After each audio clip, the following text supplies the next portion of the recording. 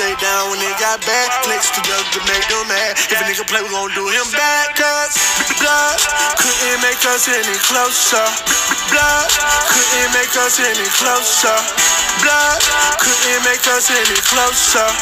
No, no, no. Blood couldn't make us any closer. Blood couldn't make us any closer. Blood couldn't make us any closer. No, no, no, no.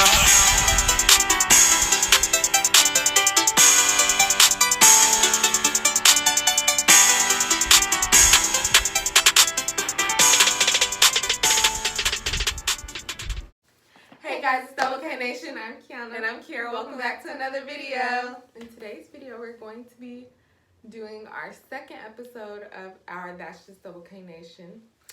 We're in our second season of this segment or series, however you want to word it. And we finally are doing another episode. I don't even know how we got off track. But we just gonna leave that in the past. We're here now. Today's the day. We're coming back. Did y'all peep that intro? Did y'all peep it? If you didn't, go back and watch it. Okay? Period. But we're gonna get right into the video. So today's topic is dear parents from your children. Or dear Black parents, really, but all parents are included. So this topic, we have outlined topics and stuff that we want to discuss, and this was the next one, and it's one of those controversial, is that how you say that, topics?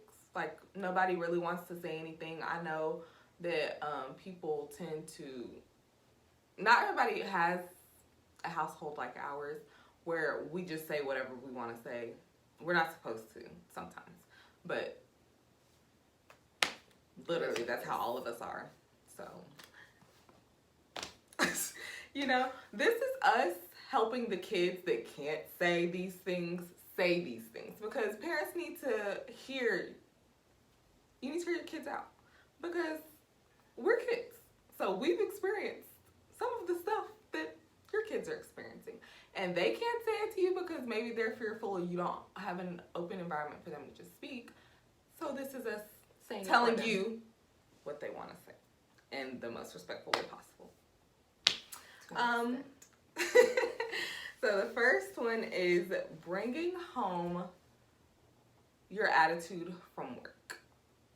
Parents, I don't know what goes on in y'all's day, what happens at work, but if somebody does something to you at work, leave that outside the door, because we didn't do nothing to you. We don't work with you. We didn't do nothing to you. It's different if we've done something during the day, like we called you and we upset you, or we got in trouble at school, or stuff like that, and then you have a reason to have an attitude with me. But when you first walk in the door, and all I said was, hey, mommy, or for some people, hey, mommy and daddy, whatever, I didn't do nothing to you. Like, give me a chance to do something before you just go off on me. Please. Please. Please.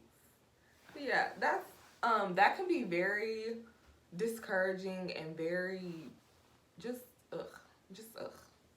It doesn't make kids want to be a part of your day, because it's like, well, every time I try to, you get mad at me, or you get an attitude with me, or you're yelling at me, or you're fussing at me, and all this other kind of stuff.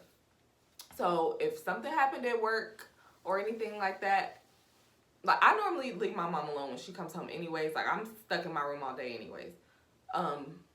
And I give her time before I go down, and I say hi and ask her how her day was. And with me, I told my brother, because she wasn't here at first, but they all usually give me my time after work. But I tell him all the time, give me 30 minutes after work to decompress and work through my emotions, because sometimes I have a really hard day at work, or a really bad day at work, and my attitude is on 10. Like, I'm irritated. I don't want to be bothered. I don't want anybody talking to me. Don't look at me. Don't smile at me. You know? I'm not in the mood for that. So I tell him, give me 30 minutes, and then after that, whatever, which he never really listens. So then he reaps the consequences of that. But I think he's learning now. Clearly, but yeah. Our second topic is experiencing growing up with a younger sibling. We've noticed that our mom is very much more lenient with him, and we want to ask all parents. So comment below if you're a parent watching this. Why do y'all change y'all's parenting when it comes to your newest kid? Because we got in trouble for everything. Why is he getting away with everything? Because for whatever he did, I would have got my butt beat. Or I would have got such and such done to me. I would have got taken away. That it's just, I'm just like, why? Please explain. What is the difference? Are you giving up? Have you lost hope? Is that the point we're at? I would like to know. Inquiring minds want to know. No, really, because literally, like, it's not just our household. We've seen it with other kids, and we're like, what in the world? Especially with younger brothers. I don't know about younger sisters, but younger brothers for sure. They put the T in test. Like, they like to test Test water, all the dive limits. in nets, and just go for a swim. Be like, let's see what all I can do and get away with. Because I promise you, I have to pray for my brother. It's crazy. Because it's stuff he do that I'd be like, Right. Like that was, we say it to each other all the time. If that was us, I don't know what it is. I don't know what it is. Maybe they're trying to take a new approach to parenting. So I don't know. no. Take Y'all the let same us approach know. you had with Y'all me. let us know. Take the same approach you had with me. Y'all let us know, because we really don't know. I don't understand. I don't get it, but y'all let us. The next topic is creating an open environment to allow your kids to express themselves freely without getting in trouble. In our household, that's kind of like an everyday thing, because like we said, we just say whatever we want to say. And sometimes if I feel the need to say things that I'm not supposed to say to my mom, if I think before I speak, because most of the time I really don't, honestly and truthfully. So sometimes I'll be like, Mom, do I have permission to speak freely? And she'll say yes. And I'll say whatever I have to say, whatever's on my mind.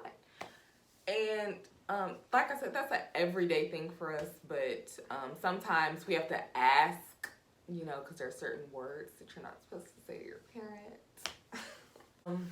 Create those environments for your kids so that they can feel like they can talk to you, because if they can't talk to you, they're going to go find somebody else that they can talk to, somebody else that's going to listen. Most of the time, I promise you, if you just sit and don't say anything to your kids, they're going to talk. I'm one of the, like, it depends on who you are, because with my mom, I'll tell her anything. But with other grown-ups in my life, other authority figures in my life, if you just sit there long enough and you don't say anything to me, I'm going to just start spilling stuff you ain't even know that you wanted to know. You was like, oh, okay. And literally spilling all the tea, letting you in on everything and all that. Like, if you're just quiet, if you don't say anything, and you just give them an environment to speak, you're going to find out stuff that you wanted to know, that God placed in your heart to ask them about or whatever. Like, you gonna get everything. But you have to create an open environment and a positive environment for them to talk, or else they're not going to do it with you. They're going to go find somebody else. You're going to be left with your feelings hurt in the corner crying.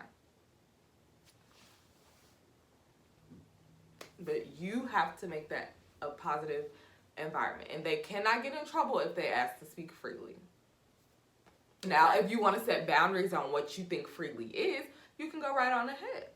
But if they got to cuss, let them cuss. If they got to scream, let them scream. If they got to yell, let them yell. But let them get it out, because if they're not doing it with you, they're going to go do it with somebody else. And then somebody else may not give them the right advice. And then now they out here in the streets selling drugs. Or on them. Exactly. So just be mindful of that, parents, please. Okay, the next topic is abusing their power or bullying your kids. A lot of parents do this. And when we say abusing your power, like, y'all use your parental authority to manipulate us and bully us. Such as, I'm the mom, I'm the dad, I do this, I do that. Basically, like, Some parents tear their kids down and beat up on them and all that kind of stuff, and you're not supposed to do that. I mean, yeah, spare the rod, spoil the child, but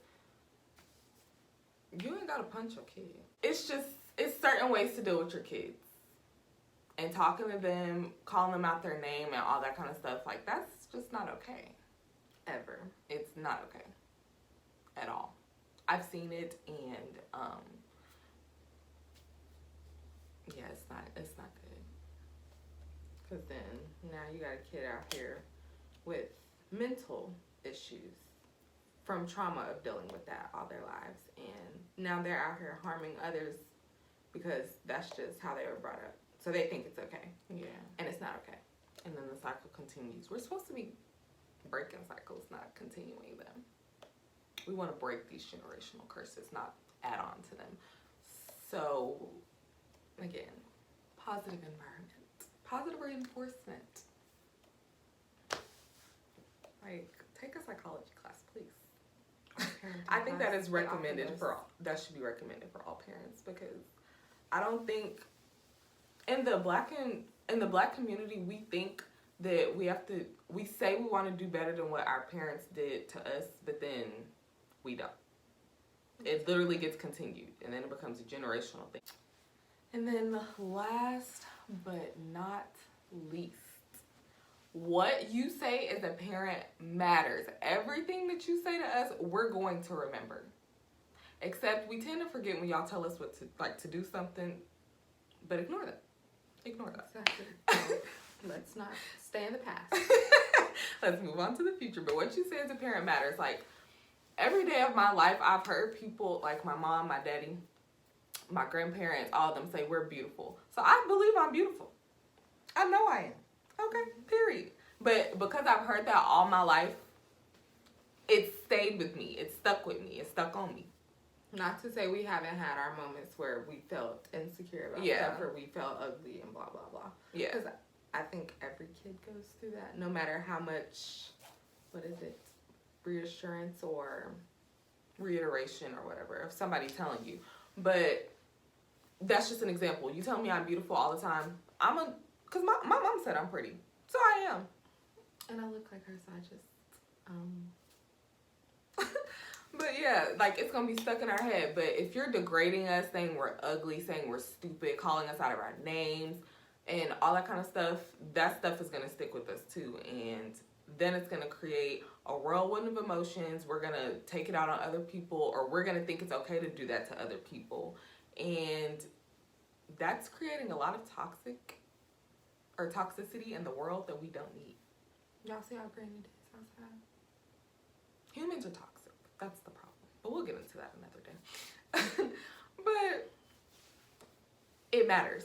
So be mindful of what you're saying to your kids. If you're upset, take a breather. Take a second. Just tell them Walk to walk away. I'm gonna walk away. And we'll regroup when I feel calm, or like I can talk to you without degrading you and abusing you with my words. Cause look, when I tell y'all I've seen it, I heard it all. Like, I'm grateful to have the parents I have, because I wish they would. I literally don't know how. I don't think I would have survived half the stuff that I've seen other kids go through. And it's like, God be with you, because I don't know how you dealing with that. And it just be, And those are normally the most outgoing or loving, yes, most of the time. Yeah. Those are the ones that are the most outgoing, loving people that always want to love somebody. And sometimes not even in hopes that they'll love them back, but just because they didn't experience that love, they want to go give it to somebody else. Yeah. Most of the time. The other percent of the time is the ones that are probably beating on people and beating them up, because that's what happened to them, whether it was with words or physically. Yeah. But just be mindful of what y'all are saying, because it matters, and we listen to you. Y'all don't think we're listening, but we are. And it has a very big impact on the way your kids grow up. And look, I'm tired of seeing kids go outside. So can we please just be positive for once and love on each other and not talk bad to each other?